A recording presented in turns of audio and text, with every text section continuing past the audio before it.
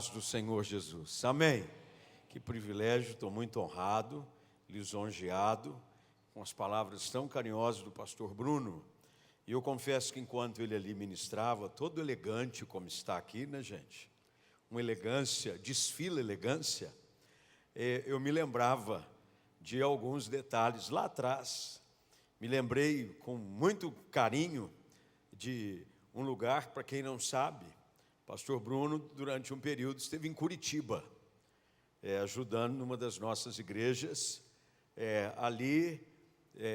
Quando Davi se referiu no Salmo 23, o vale da sombra e da morte, era mais ou menos ali. E eu me lembrei do período em que ele ali morou. Ele morava num quartinho, era praticamente o porão da igreja, muito bem acabado mesmo, ou seja, estava acabado. E ali ele morava, e foi um tempo especial ver o Bruno aqui hoje. Para nós é motivo de muita alegria e ver aquilo que Deus tem feito através da sua vida, viu, Bruno? Você é amado por nós, querido, e sempre vai ser um filhão da casa. Eu trouxe alguns livros, como o pastor Bruno disse, não trouxe todos os títulos, eu tenho 10 títulos publicados, alguns deles, pela graça de Deus, se tornaram best-sellers. Um que eu escrevi com o Dr. William Douglas, que é um desembargador federal, ficou 11 semanas na lista da Veja, como um dos mais vendidos do Brasil. Ele está esgotado, estamos tentando negociar com a Sextante para reimprimi-lo. Então, se você achar por aí, nem eu tenho, mas eu acho que você consegue alguns exemplares pela Amazon ou alguma coisa assim. Eu trouxe 3 títulos. O primeiro deles, que eu quero citar, é esse que foi lançado pela Mundo Cristão, chamado Superando Limites.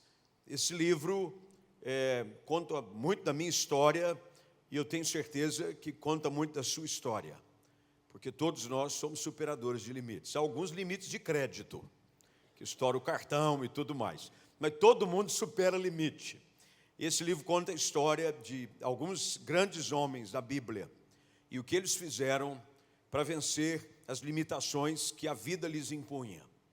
Esse livro vale a pena você ler. Ele também esteve 2 semanas na Veja, esse livro. E agora eu vou falar dos mais recentes.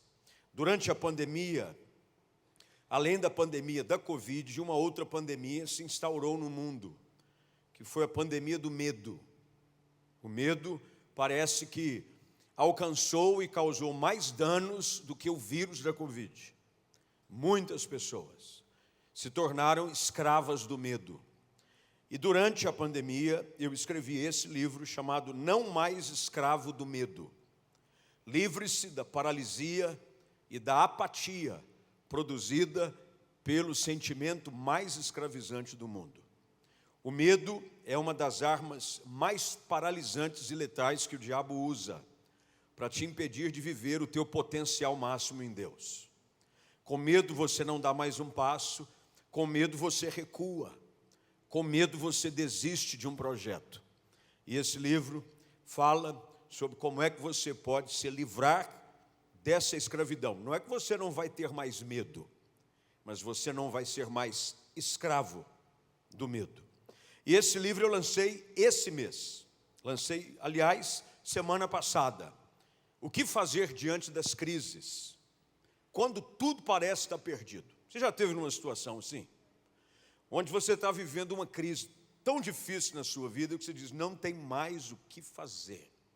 O que fazer quando você chega em momentos como esse? Hoje eu vou pregar um texto que é alusivo ao livro, inclusive eu trato algumas coisas no livro desse texto que eu vou abordar nessa noite, e ele está aí disponível para você em primeiríssima mão.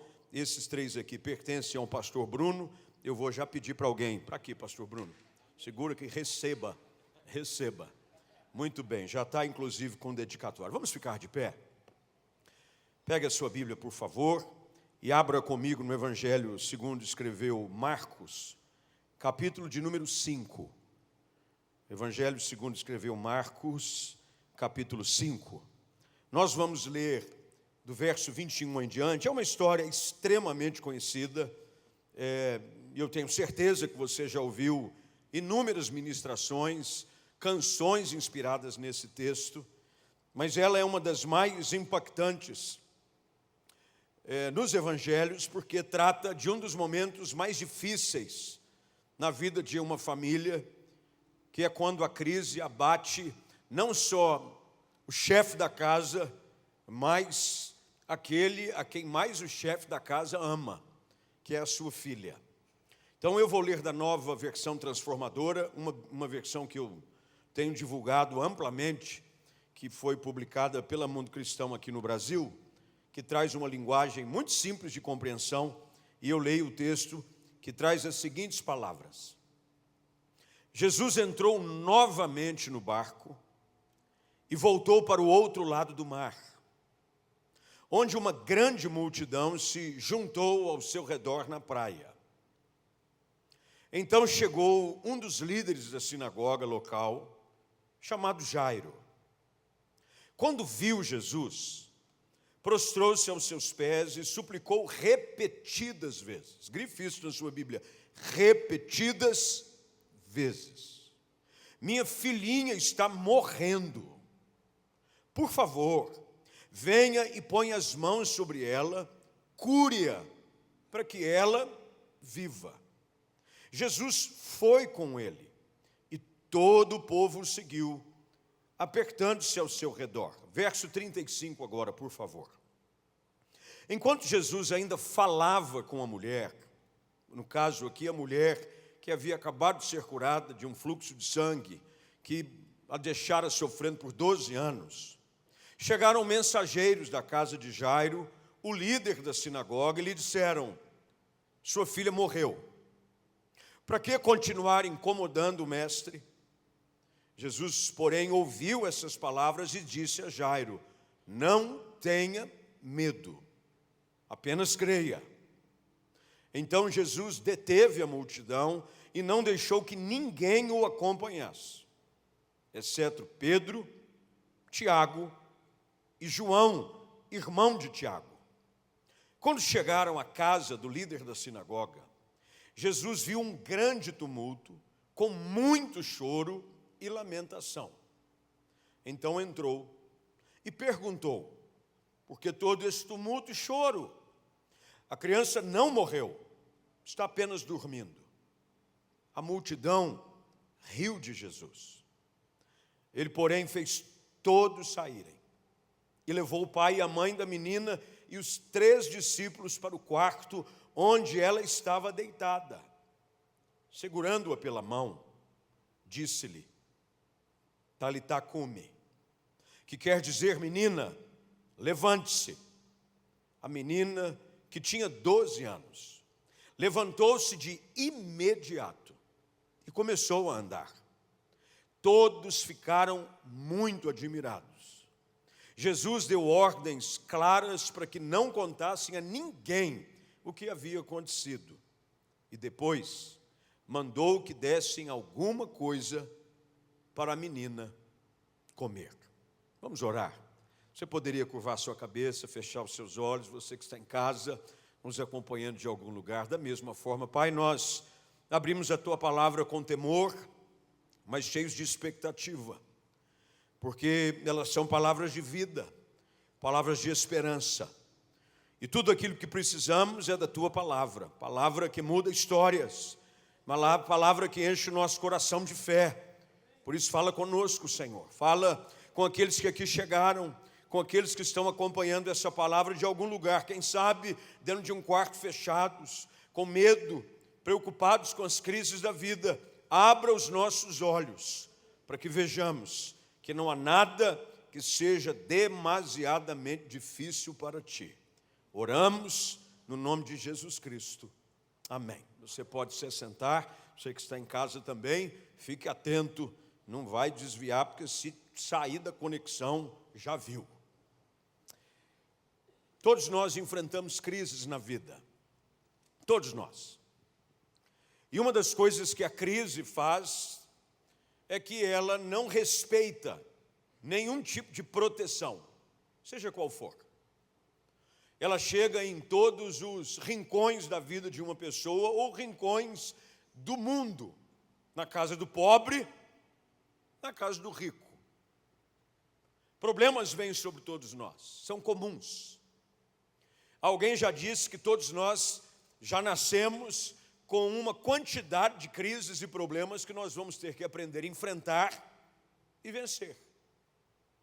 E outros ainda afirmam de que você só se torna grande o suficiente na medida que você aprender a vencer essas crises.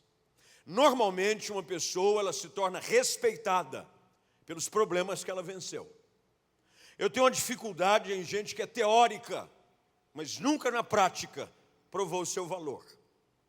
É na aflição, é na luta, é na fornalha que a vida às vezes acende, como foi com os 3 hebreus, 7 vezes mais, que nós provamos a nossa fé, que nós experimentamos milagres. Milagre nada mais é do que uma situação impossível, mas que depende da ação de Deus. Quando nós olhamos para os evangelhos nada mais são do que uma composição de princípios, de valores, mas também de milagres que Jesus apresenta. Todos eles. Os evangelhos sinóticos têm uma certa semelhança, cada um traz sobre o aspecto e a leitura de um ou outro evangelista, Mateus, Marcos e Lucas, quase todos eles contam os mesmos milagres, mas cada um deles mostra de que essas histórias foram registradas porque uma crise aconteceu. Talvez seja o problema da sua vida. A crise nada mais é do que uma oportunidade para você provar para si mesmo de que Deus é maior do que você imagina. Deus é maior do que você consegue imaginar. E a nossa fé ela cresce na medida que nós provamos disso. Ó, provai e vede, diz o salmista, que o Senhor, Ele é bom. Quanto mais eu provo do cuidado, da provisão, da ação de Deus na minha vida, mais eu creio.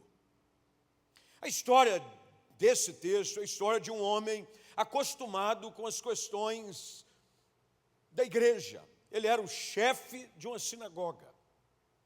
Sinagoga judaica era um lugar onde as pessoas se reuniam para ler as escrituras, para ter um tempo de oração, para ter um tempo de comunhão. Era o lugar de encontro comum dos vilarejos. O templo ficava em Jerusalém. Mas a distância era grande, os judeus normalmente iam durante 3 festas, as 3 festas principais judaicas. Mas no restante do ano, eles se reuniam nas sinagogas. E esse homem, que era um homem bom, ele era um homem tão bom, de que as pessoas diziam coisas boas a respeito dele. Mas o fato é de que um problema chega na sua casa. E aqui a gente já derruba um conceito que às vezes se forma na cabeça da gente, de achar de que porque você é crente, porque você está na igreja, porque você está fiel ao Senhor, que você não vai enfrentar problema. Vai. Desculpa te frustrar, mas vai. Nenhum de nós está protegido o suficiente ao ponto de não enfrentarmos mais lutas. O apóstolo Paulo chega a dizer de que ele enfrentava temores do lado de dentro e temores do lado de fora.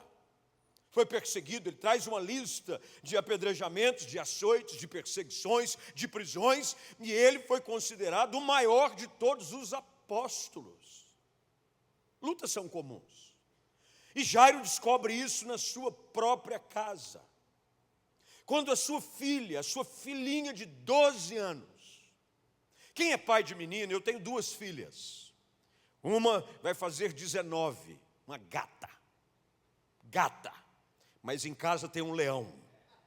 Então, e eu tenho uma outra que faz 17, ou seja, eu estou naquela fase aonde aves de rapina sobrevoam e estão sempre sondando. Todo mundo agora, menino da igreja, deu de ser simpático comigo. Oi, pastor, dá um abraço.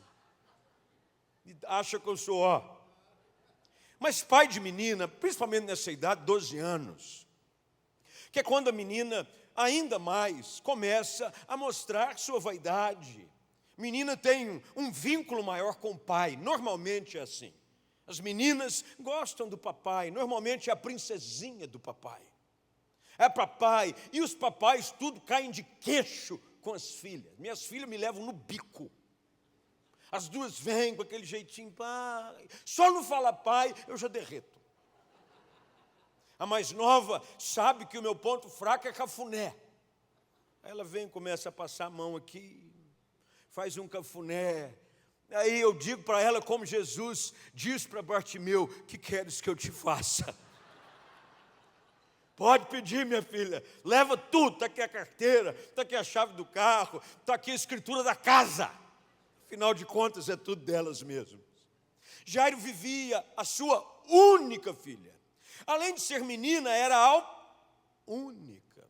Quem é filho único aqui, levanta a mão. Nojo. Filho único. Fala a verdade. Tudo é filho do papai. Não tem que disputar nada com ninguém. Domina a casa sozinho. Filha única, menina. Eu imagino Jairo como lidava com essa menina. Era o amor da sua vida. Não se sabe o porquê, porque não era comum. Principalmente naquela época, não havia nenhum controle de natalidade, meus irmãos. Filhos eram muitos. Pergunta para Jacó. Vários. Quando não tinha muitos, havia algum tipo de problema, ou por parte dele, ou por parte dela. Não se sabe, há muitos casos de problema de esterilidade por conta de um parto, que às vezes no parto nasceu e houve algum problema de disfunção, seja no útero, ou alguma coisa no sinal. Nós não sabemos, o texto não nos diz. Mas o que sabemos é que era a única filha. E de repente, como alguns aqui que são papais, começam a ter algumas atitudes diferentes. A criança que é feliz, porque criança com 12 anos é feliz. Não tem conta para pagar. Não tem nada, não está preocupado com o boleto que vence amanhã. 12 anos. De repente, um olhar meio cabisbaixo. O apetite começa a desaparecer. A febre começa a aparecer. E Jairo usa dos seus recursos. Porque quem é que é o pai que não enfrenta problemas em casa, com os filhos que ama, que não faz tudo o que pode para socorrer um filho? Eu já ouvi pais dizendo: se eu pudesse, eu tirava a dor dele ou dela e puxava para mim. Se eu pudesse, eu tirava a febre dele ou dela e puxava para mim. Eu já fiz esse pedido. Jairo se vê impotente. Uma das coisas que a crise nos ensina e nos mostra é que somos impotentes diante de algumas situações. Quando você vê aquilo que você ama, aquilo que você preza, pode ser uma filha, pode ser um casamento, pode ser um sonho, pode ser um emprego, pode ser um ministério, de repente você vê ele adoecendo aos poucos, a febre vai subindo. E febre, quem é aqui médico sabe, é que tem algum tipo de inflamação no corpo, alguma coisa errada. A febre começa a subir e a gente tenta de tudo e não consegue resolver. Mas de alguma maneira Jesus já conhecia essa história com Jairo. Jairo era um chefe da sinagoga. Provavelmente já alguém conhecido de Jesus. E Jairo, no seu calor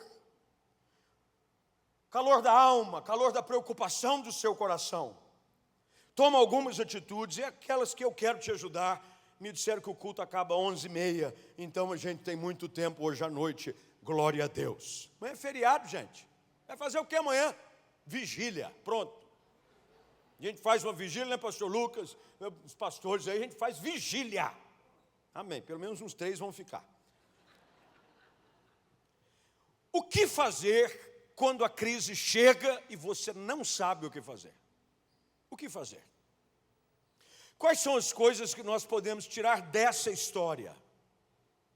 Quando tudo parece estar perdido, a situação se torna tão crítica para Jairo, que ele mesmo diz: a minha filha está morrendo. Eu não sei se você já viu a morte chegar diante dos seus olhos e você não conseguir fazer nada. Meu sogro faleceu faz 8 anos. Nós descobrimos que ele estava com um câncer bem avançado em setembro de 2013. Setembro de 2013, vai para 9 anos. Foi muito rápido, ele começou com desconforto abdominal, achávamos que era alguma coisa simples. Fomos buscar os especialistas, o médico pediu um abdômen total, um ultrassom do abdômen total, identificaram uma imagem estranha no pâncreas, pediram uma tomografia, o tumor era maior do que se imaginava. Um outro médico que já acompanhava a família há muito tempo, por precaução, pediu para ele fazer uma ressonância magnética do corpo todo. E descobriu-se que ele estava com câncer no pulmão, no fígado, no pâncreas e 8 lugares no cérebro. Setembro. Ele morre 3 meses depois, dezembro. Mas uma das coisas mais difíceis foi vê-lo morrer aos poucos. Uma das sensações mais difíceis é você ver aquilo que você ama morrer aos poucos. Jairo diz: a minha filha está morrendo. É difícil quando você vê algo que você sonhou, que você cuidou, de repente, como um punhado de água nas mãos, escapar por entre os seus dedos, e por mais que você tente, não há o que fazer. O desespero de Jairo, ela está morrendo. Ela está. A alegria está indo embora, a dor está aumentando, o vigor, a disposição não é mais a mesma. E quantos de nós, às vezes, não estamos vendo o mesmo quadro? A paixão por algo, um chamado, um sonho, um projeto, um casamento, o relacionamento com os filhos está morrendo. O que fazer quando essa crise chega? E você tentou de tudo, porque ninguém vê alguém morrer e fica de braços cruzados. Com o nosso sogro, nós tentamos de tudo. Buscamos os melhores profissionais, buscamos as melhores terapias, fez quimioterapia. Os médicos disseram: há um tipo de químio um pouco mais avançado, vamos fazer. Mas é difícil quando você vê aquilo que você ama e aqueles a quem você ama morrer aos poucos. O que Jairo faz? Eu queria que você anotasse, mas eu queria também que você comprasse o livro, viu? Você anota, depois você compra o livro. Se você não quiser, pode fazer os dois, que é melhor ainda. Primeira coisa que Jairo faz quando a crise chega à sua casa, e ela é uma crise, do ponto de vista humano, ela é incontornável. O texto começa com uma atitude simples de Jairo, mas é a primeira atitude que nós todos precisamos tomar quando a crise chega na vida de alguém. Verso de número 22. Chega um dos líderes da sinagoga e quando vê Jesus, ele prostra-se aos seus pés. Primeira atitude, que pode parecer simples até de se dizer, mas nem sempre ela é a primeira a fazer, é que quando a crise chegar, o primeiro a quem você deve recorrer é a Deus. Normalmente nós tentamos todas as outras coisas, tanto é que na história que aparece no ínterim, tanto que vocês viram que eu pulei alguns versículos, porque conta a história de uma mulher com fluxo de sangue. A Bíblia diz que antes ela havia gastado tudo o que tinha, e só depois que ela gastou tudo que tinha, é que ela foi até Jesus. E você sabe que às vezes nós cometemos os mesmos erros. Nós achamos que nós temos as melhores ideias. Nós confiamos no nosso dinheiro, confiamos nos nossos contatos, nós confiamos nos nossos recursos. Nós confiamos em muita coisa e a gente, às vezes, confia até mesmo na nossa própria arrogância e prepotência. Jairo busca Deus. Quem sabe a sua crise não vai começar a mudar se você decidir buscar Deus. Buscar a Jesus não é a última opção, é a primeira. É a primeira. Tem coisas que você, se fizer ao buscar a Deus primeiro, vão te levar a evitar uma série de decepções. Jairo busca Jesus. A menina ainda estava viva, ela estava doente, é fato, estava morrendo, mas ele busca a Jesus. Se nós voltássemos os nossos olhos ao texto de 2 Crônicas 7,14, quando Deus diz para o povo: se o meu povo que se chama pelo meu nome se humilhar e me buscar e orar e se converter dos maus caminhos, busque a Deus. Quem sabe você chegou no meio da crise, e a crise é uma oportunidade que Deus está te dando para você se aproximar mais dEle. Eu podia dizer aqui que as maiores experiências que eu tive foram em conferências. Eu já estive em muitas. Foram nas salas de aula que eu frequentei. Eu frequentei muitas, até porque eu fui expulso de algumas escolas.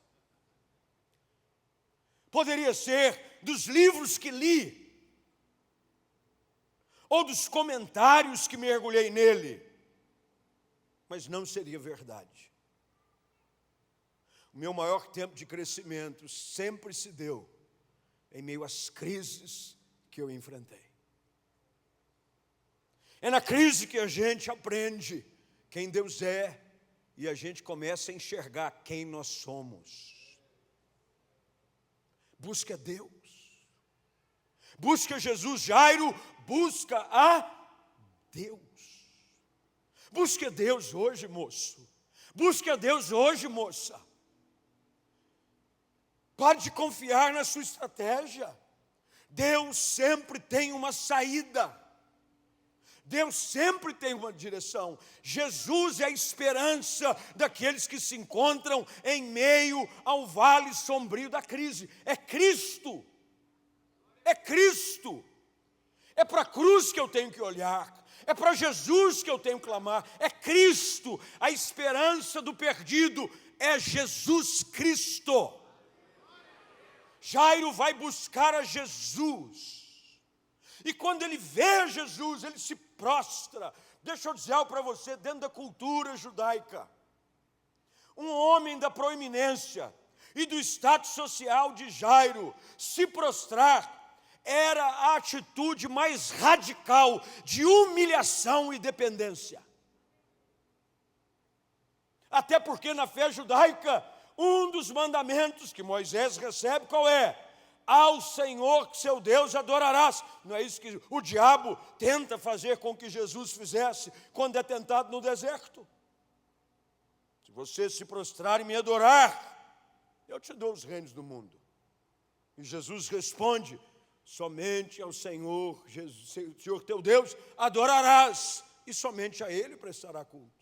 Jairo, ao se prostrar, revela a sua dependência. Você não deve só buscar a Deus como uma saída, você deve buscar a Deus como a única saída.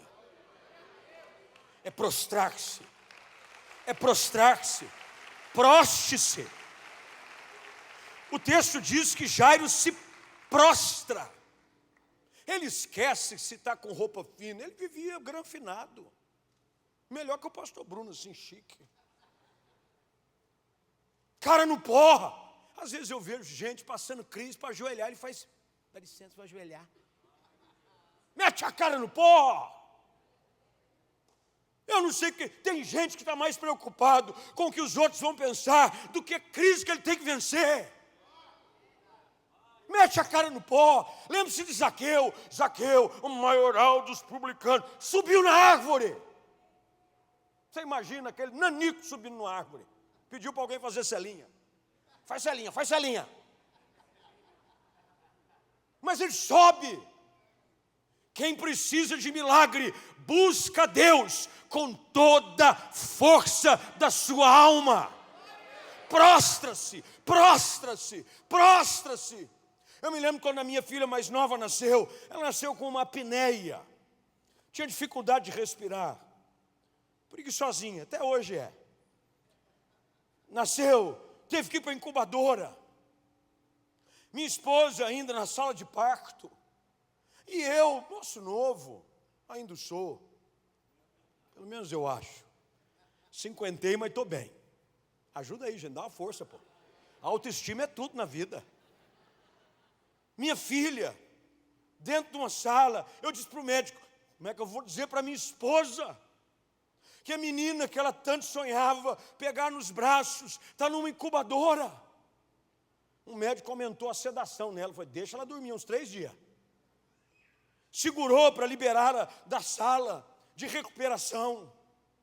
E enquanto tudo isso acontecia, enquanto minha filhinha, amada, desejada, esperada, estava indo, sendo levada para uma incubadora, eu me lembro de ter entrado no quarto do hospital, entrei na porta do banheiro, fui lá, fechei a porta do banheiro e transformei o vaso sanitário num altar de Deus. Porque quando a gente precisa de um socorro, não importa o lugar, não importa o ambiente, a gente não fica, ai, eu não vou ajoelhar, porque o vaso sanitário... Deus sabe o tanto que você precisa, na proporção do tanto que você se humilha. Jairo se prostra, clama, busca. Para vencer as crises, aprenda a buscar a Deus. Segundo lugar, porque o pastor me deu o horário, Jesus. Ele não me convida mais. Verso 22 ainda. Quando ele chega, ele se prostra e suplica repetidas vezes. Você só vai pedir ajuda para quem pode te ajudar. Não adianta você vir me pedir um empréstimo. Não vou ter para te dar. É bem provável que eu te passe o meu Pix. Não adianta você pedir algumas coisas para quem não pode te ajudar. Socorro você pede para quem pode ajudar. Quando Jairo se prostra e suplica repetidas vezes, ele está me ensinando aqui um segundo passo para o que fazer diante das crises da vida. É reconhecer a soberania e o poder de Deus. Por que eu peço a Deus? Porque Deus pode tudo. Não há nada que Ele não possa fazer. Pais, às vezes, recebem pedidos inusitados dos filhos, encantados pelas propagandas de TV, dos internets. Pai, quando for meu aniversário, quando for Natal, você não me dá isso de presente? Às vezes, pela condição do pai, é muito além daquilo que ele pode proporcionar. E o pai, às vezes, tenta com as suas forças dar o seu melhor. E é por isso que Jesus disse, vós sendo maus, sabeis dar bons presentes aos vossos filhos, quanto mais o Pai Celestial, quando vos pedirdes. Jairo vai até Jesus e reconhece que Ele tem todo o poder. Diante das crises, reconheça que Deus tem todo o poder. Todo o poder foi lhe dado no céu e na terra. Todo o poder. Com uma palavra, Ele traz à existência as coisas que não existem. Uma palavra, Ele abre portas. Uma palavra, Ele fecha portas. Uma palavra, Ele traz da morte para a vida quem estava morto. Uma palavra, Ele muda realidades. Uma palavra. Se você chegar num lugar, um rei com autoridade, quando ele fala, os súditos se prostram. Um apontar de dedo. Alguns com um olhar. Eu me lembro que quando menino, sou filho de pastor. Fui criado dentro da igreja. Meu pai fez esse ano 55 anos de ministério. Eu criado dentro da igreja. A autoridade do meu pai não era verbalizada. Ela era olhada. Ele olhava, eu sabia que eu estava morto. A minha vida havia sido sugada com um olhar. Às vezes nos cultos da igreja, a gente estava brincando. Eu brincava muito no culto da igreja. Brincadeira, igreja pequena.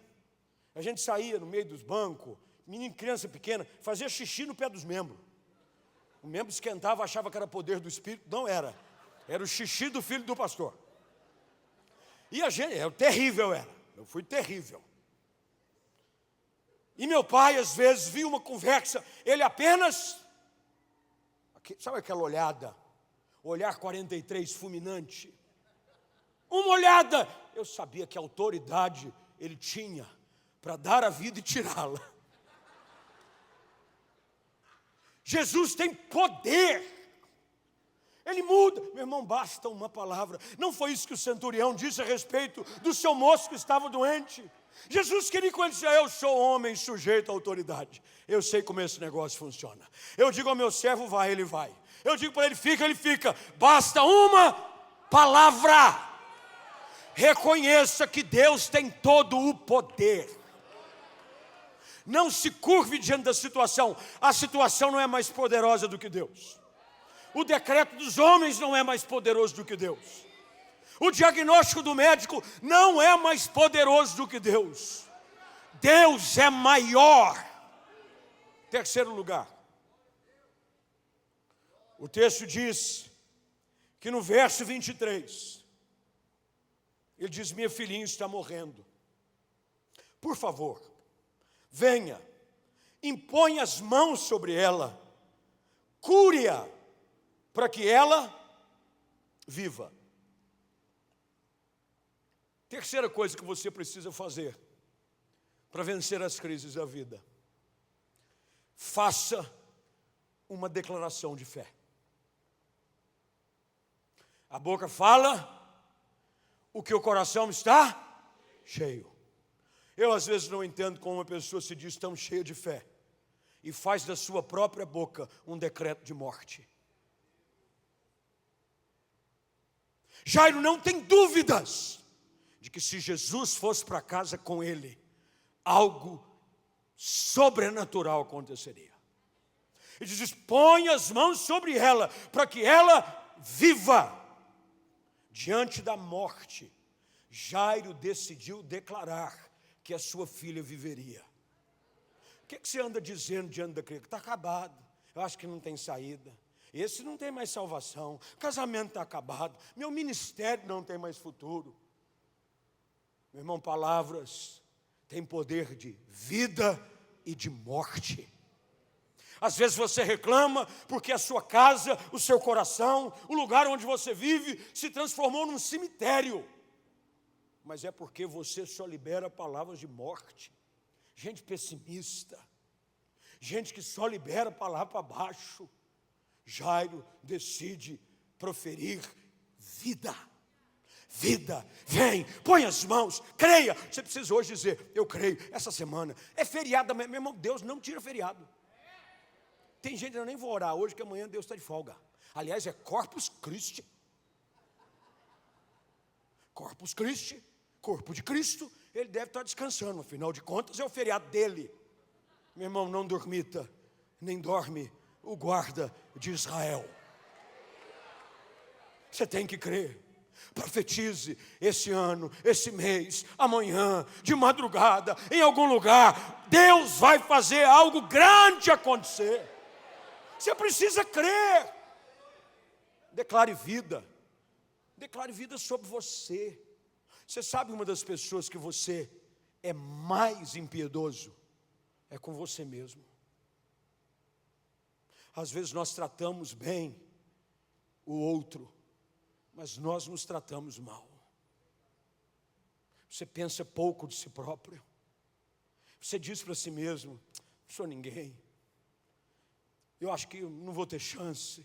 Tem gente que vai prestar um concurso, já diz: eu não sou melhor do que eles. Essa síndrome de Gideão. Eu sou mais pobre, a minha tribo é a menor. Sendo que Deus já tinha dito para ele: homem valente. Comece a dizer acerca de si próprio aquilo que Deus diz a seu respeito. Diga vida sobre você. Profetiza. Vou casar, mesmo que você não tenha ninguém ainda. Eu vou casar, vou ter filhos, vai ser bênção, vou procriar, eu vou ser um Jacó, 12 tribos. Eu creio.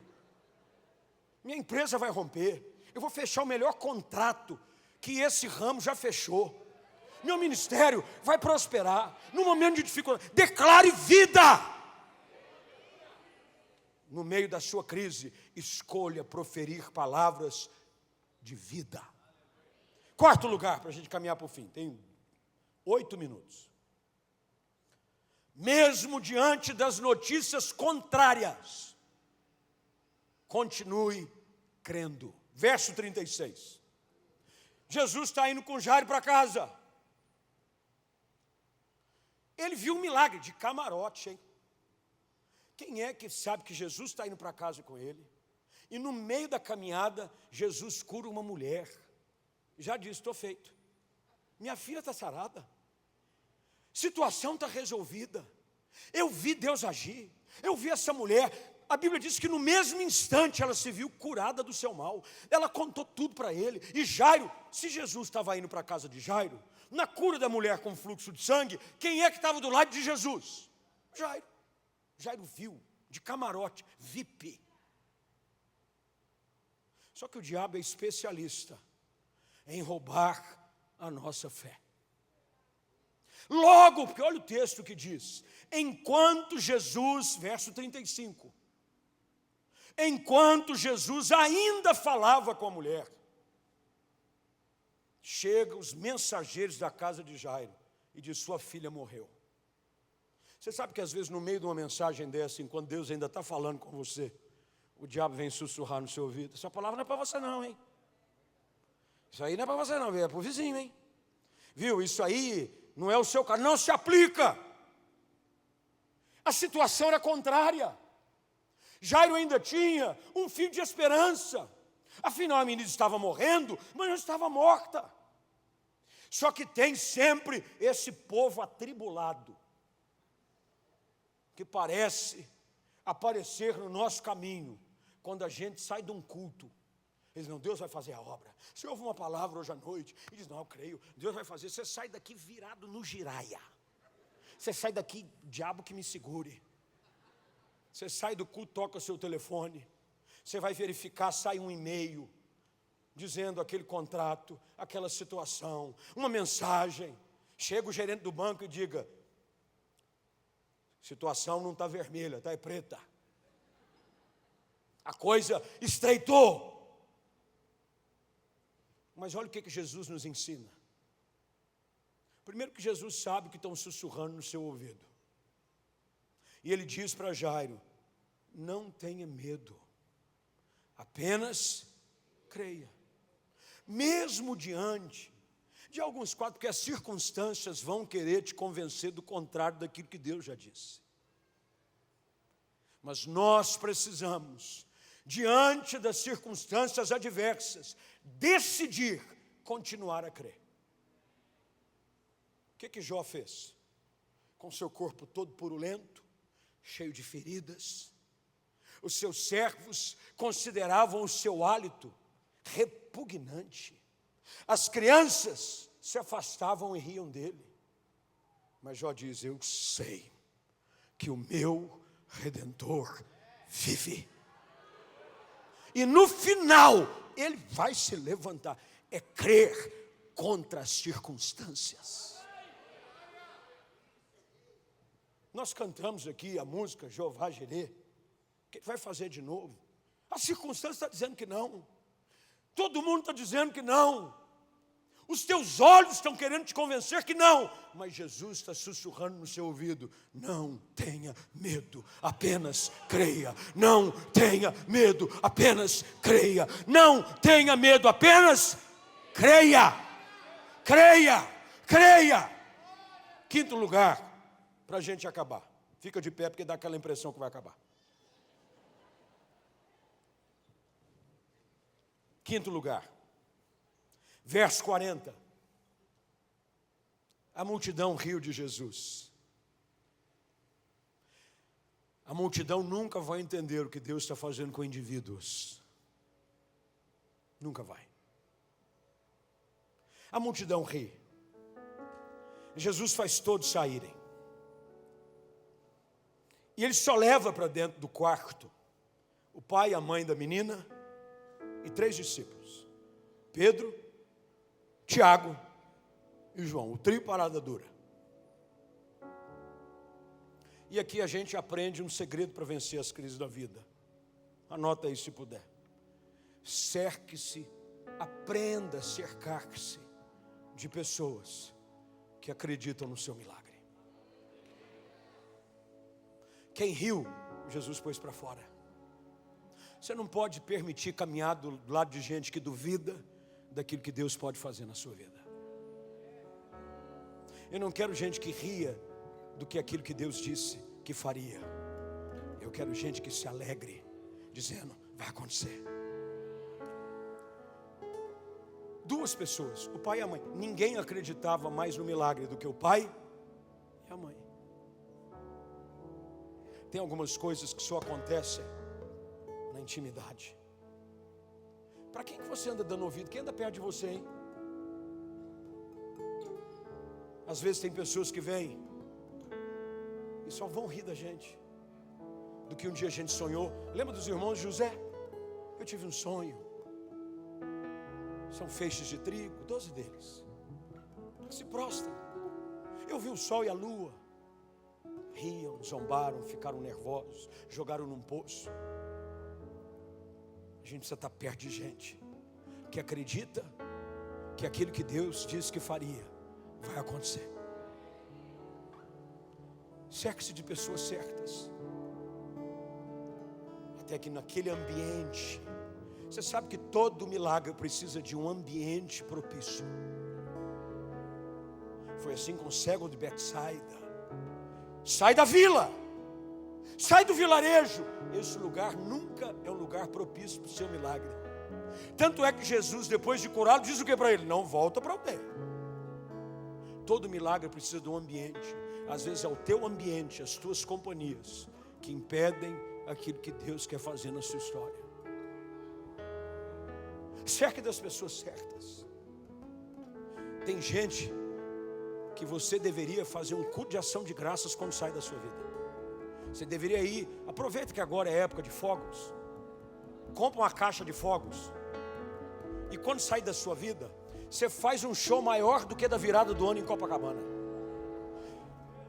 Ó, quer saber, eu não sou mais seu amigo. Você acende uma barca, 20 minutos. Porque tem gente que ao invés de nos empurrar para frente, nos segura, nos trava. A menina ouve uma palavra de autoridade. Menina, levante-se. A menina se levanta. A Bíblia diz que aquilo que eles acharam que sepultariam naquele dia, Jesus disse para eles: pode dar de comer para ela. Você sabe o que Jesus está querendo dizer aqui? Aquilo que você achou que era o fim, eu vou te dar a oportunidade. Presta atenção nisso, porque esse é algo muito importante. Porque não é só um milagre, é o que você vai fazer com o milagre que Deus fez. Porque às vezes as pessoas recebem um milagre, mas não o alimentam.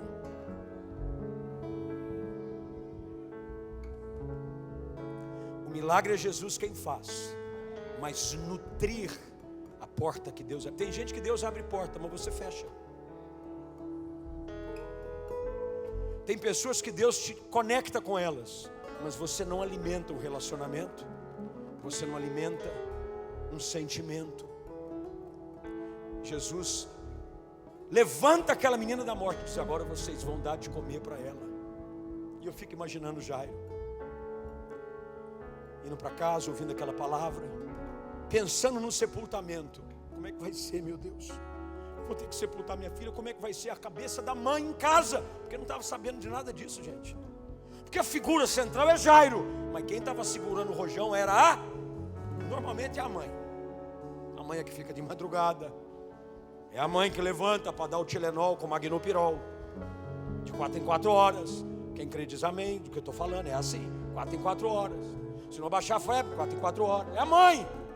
A mãe não tinha ouvido nada, a mãe não via que Jesus estava vindo para casa.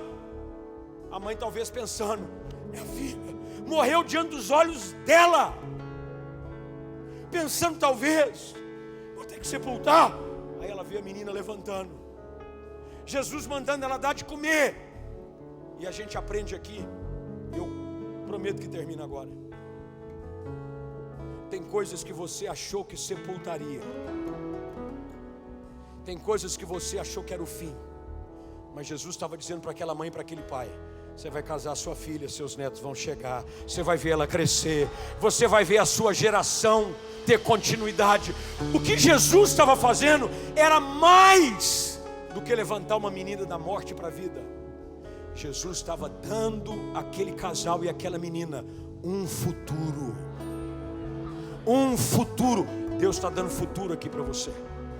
Se você crer nisso nessa noite, você vai levantar suas mãos para o céu. Você vai dizer: eu creio que Deus vai me dar um futuro. Eu não creio que a minha vida vai terminar aqui, eu creio. A crise não é o fim, a crise é a oportunidade para a manifestação da glória e do poder de Deus. Eu não vou ver um funeral, eu não vou ver algo sendo velado, eu vou ver um futuro. Eu vejo algo novo. Senhor, nessa noite nós recebemos a Tua palavra e nós cremos que ela produz no nosso coração aquilo que só ela tem o poder de produzir. Portanto, abre os nossos olhos, abre o nosso coração, para que essa palavra produza vida, produza esperança, produza um milagre para a glória de Jesus Cristo. Amém e amém.